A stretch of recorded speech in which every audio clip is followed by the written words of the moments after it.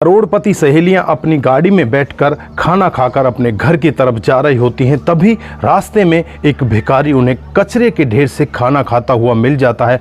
गाड़ी वहां पर रुकती है तो तुरंत ही उस गाड़ी के पास आ जाता है और कहने लगता है कि मैडम, मुझे खाना खाना है, मैं कई दिन से भूखा हूं, मुझे इतने पैसे दे दीजिए जिससे कि मैं पेट भरकर खाना खा सकूं। दोस्तों, जब गाड़ी चलाने वाली महिला इस व्यक्ति की तरफ देखती है तो बस देखकर एक बार के लिए सन्न हो जाती है, अपनी सहेली को वहीं पर उतार देती है और खुद इस व्यक्ति को जो कचरे के ढेर से खाना खा रहा था उसे अपनी गाड़ी में बिठाती है और अपने साथ लेकर चली जाती है। दोस्तों, इस महिला का इस जो कचरे में खाना खा रहा था किसके साथ में क्या रिश्ता था, किस वजह से वो यहाँ से इसे उठाकर ले गई थी, दोस्तों आप भी पूरे मामले के बारे में जानना चाहते हैं तो वीडियो को ज़रा सा भी स्किप ना करें, लास्ट तक वीडियो को ज़रूर देखें। दोस्तों, आगे बढ़ने से पहले हमारी वही रिक्वेस्ट कि जो हमारे चैनल के साथ नए हैं कृपया करके चैनल को फॉलो कर लें, बेल आइकन को ज़रूर प्रेस करें। नमस्कार, जय हिंद। आप देख रहे हैं APH न्यूज़ राहुल रावत के साथ। तो दोस्तों,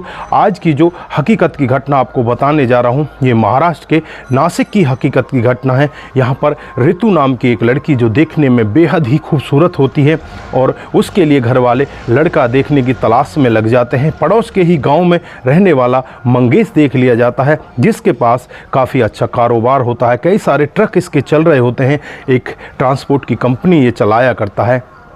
घर वाले इसके साथ में इसकी शादी तय कर देते हैं। दोस्तों, दोनों की बड़ी ही धूमधाम से शादी हो जाती है और शादी के बाद जब ऋतु अपने पति मंगेश के घर पर पहुंचती है तो वहां जाने के बाद वो देखती है कि जो उसका पति है वो एक शराब का आदी बन चुका है, वो शराब पीने लगता है, वो धीरे धीरे अपने उस शराब के काम को आगे बढ़ाने लगता है। पत्नी यहाँ पर बहुत ज़्यादा परेशान होती है। शादी को मात्र 5 ही दिन बीतते हैं, वो अपने पिताजी के पास फ़ोन करती है और कहने लगती है कि पिताजी, इस तरह से मेरा पति शराबी है, वो तो शराब पिया करता है और मेरी एक भी बात नहीं मानता। जिन लोगों के साथ वो जा रहा है, जिन लोगों के साथ वो उठ बैठ रहा है, वो लोग बहुत गलत है। मैंने समझाने का यत्न किया लेकिन वो मेरी एक भी नहीं मानते। इसके बाद जो पिता होते हैं वो कहने लगते हैं कि बेटा, अभी तेरी नई नई शादी हुई है, तो कुछ दिन और रुक जा, पति सब कुछ तेरी बातों को मानने लगेगा। उसके बाद धीरे धीरे और कुछ समय बीत जाता है और एक दिन का वाक़या होता है जब मंगेश शराब के नशे में बिल्कुल धुत होता है और वो अपने घर पर आता है। जब पत्नी उसे मना करती है तो पत्नी को वो तमाचे लगा देता है। अब पत्नी कहती है कि तुम इस तरह से कैसे आगे बढ़ोगे, किस तरह से तुम्हारा कामकाज कैसे चलेगा, सब कुछ ठप हो जाएगा, तुम मेरी बात मान जाओ, इन लोगों का साथ छोड़ दो, शराब पीना छोड़ दो। फिर यहाँ पर वो अपनी पत्नी को धक्का मार देता है और धक्का लगने की वजह से उसकी पत्नी ज़मीन में गिर जाती है, उसके सिर में चोट आती है। वहाँ पर वो वहीं पर तड़पती रहे। इसका जो पति होता है इसकी तरफ घूम कर भी नहीं देखता और फिर अपने दोस्तों के साथ वहाँ से चला जाता है।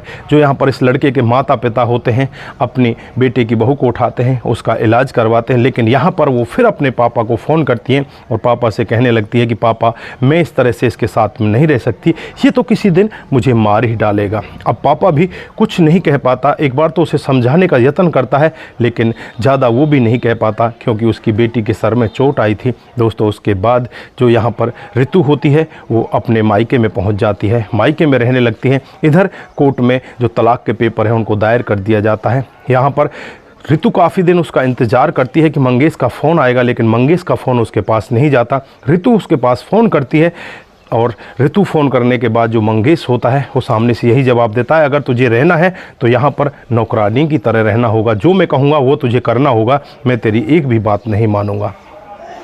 दोस्तों, अब यहाँ पर जो ऋतु होती है वो बहुत ज़्यादा परेशान हो जाती है। कोर्ट में इनका केस चलता रहता है। कुछ ही दिन के बाद इन दोनों का तलाक हो जाता है, दोनों अलग अलग हो जाते हैं। अब ऋतु घर में रहकर टूटने लगती है। उसकी एक सहेली होती है जिसका नाम संगीता होता है, वो एक कंपनी में नौकरी करती है। अब यहाँ पर ऋतु उससे कहने लगती है कि बहन, मेरी भी नौकरी लगवा दे, क्योंकि वो भी सिलाई बुनाई का काम बहुत अच्छे से जाना करती थी, वो कंपनी भी सिलाई बुनाई की होती है। यहाँ पर ऋतु भी संगीता के साथ उस फैक्ट्री में लग जाती है। कुछ दिनों तक तो ये वहाँ पर काम करते हैं लेकिन कुछ दिनों के बाद ही इन दोनों के दिमाग में बैठता है क्यों ना अपना खुद का एक बुटीक खोल लिया जाए। फिर ये दोनों मिलकर एक दुकान किराए पर लेती हैं और उसी दुकान में अपना बुटीक खोल देती हैं। दोस्तों धीरे धीरे इनकी डिज़ाइन लोगों को इस तरह से पसंद आने लगती है, इनकी दिन दूनी रात चौगुनी तरक्की होने लगती है और इनकी एक नहीं कई सारी दुकानें हो जाती हैं। अब तो इनका एक ब्रांड बन जाता है, इनके नाम से ही सामान बिकने लगता है। इनके पास इतने कपड़े तैयार नहीं होते, उससे पहले इनके पास ऑर्डर आ जाते हैं। दोस्तों धीरे धीरे करके इनका ब्रांड बहुत नामी ग्रामी हो जाता है और ये बहुत पैसे वाली हो जाती है, बहुत बड़ी गाड़ी खरीद लेती हैं, करोड़ों की ये मालिक हो जाती हैं। एक नहीं बहुत सारी दुकान इनकी हो जाती हैं, फ्रेंचाइजी ये लोगों को देने लगती हैं।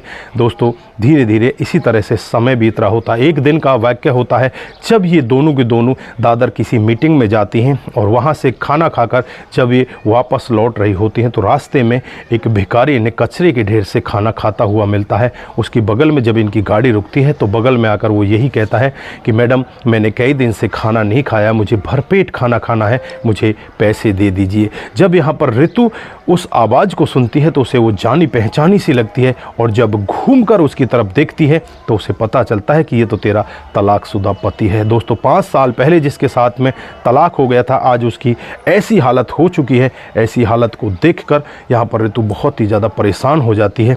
दोस्तों उसके बाद अपनी सहेली संगीता से कहती है कि तुम ऐसा करो, यहीं पर रुक जाओ, तुम किसी सवारी से चले जाना, मुझे इसको लेकर जाना। संगीता पूछने लगती है कि ऐसा इस व्यक्ति में क्या है, तो वो सारी डिटेल बताती है कि ये व्यक्ति कोई और नहीं, मेरा तलाकशुदा पति है। दोस्तों इतनी बुरी उसकी हालत होती है, नशे की हालत में वो धुत होता है, उसे कोई भी होश नहीं होता। फिर ऋतु उसे नज़दीकी हॉस्पिटल में ले जाती है और वहाँ जाकर डॉक्टर साहब जब उसके उपचार में लगते हैं, उसका नशा कुछ ढीला हो जाता है।